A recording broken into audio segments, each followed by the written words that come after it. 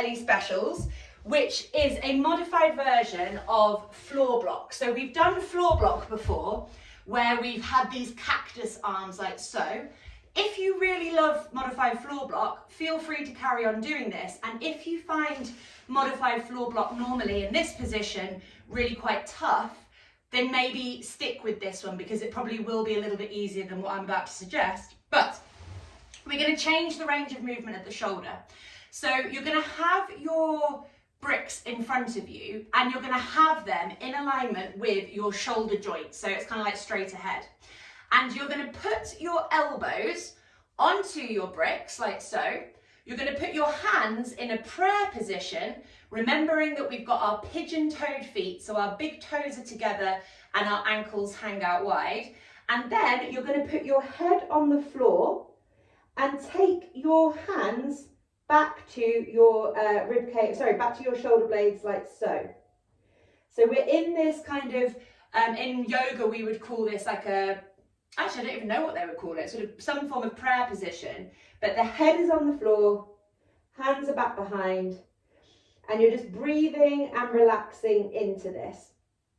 If you guys get yourself set up, I'm just going to set my, oh, I forgot my stopwatch, where is it? I'm going to set my timer, and I'm just going to run you through a few cues. So in normal floor block, what you're doing is you are externally rotating and abducting your shoulder, which puts you into that kind of cactus position.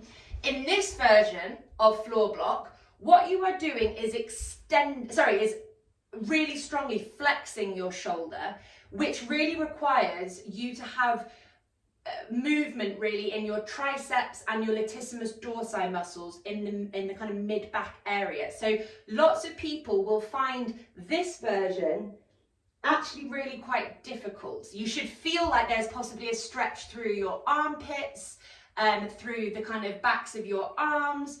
Try focusing on your breath, keep breathing deeply, and you're trying to keep your elbows as close to your ears as possible. So I'm looking at the screen, and there are lots of you who have got elbows that are really wide, which is not what we're doing at all, okay? So we're not having our elbows wider than our shoulders. Your elbows are directly in front of your shoulders.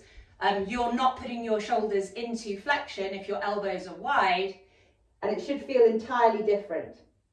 So you're bringing the hands back down, you're relaxing your feet and your legs. I'm just going to show it on the camera one more time, just because there's a bit of rearranging going on there. And breathing nice and deeply. And what you're looking for is to feel like you are not flaring your rib cage even in this position. So it's possible that some of you are laying there thinking that this is really easy and you're not feeling anything, but actually you're flaring your rib cage up.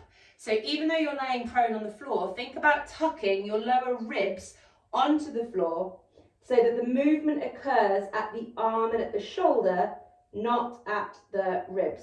And you're just going to hold that there. And if you don't understand the position or can't get comfortable, do come into the other modified floor block version. It's still a shoulder opener. It's just a different range of movement. So for me, this is an excellent one for my tight right shoulder, but it is absolutely paramount that if you want to get true shoulder flexion at this range of movement, that you have to have the elbows in alignment with the shoulders and not wider. So if the elbows are wider than your shoulders, you're not putting them into true flexion. There's going to be other things that are going on as well. So you're trying to get the elbows basically as narrow as possible, touching the sides of your ears and the sides of your head if they were in alignment. Keep breathing. We're going to stay here for about another 45 seconds. We're just opening up the chest, opening up the shoulders, moving the humerus back behind you, which for many people is a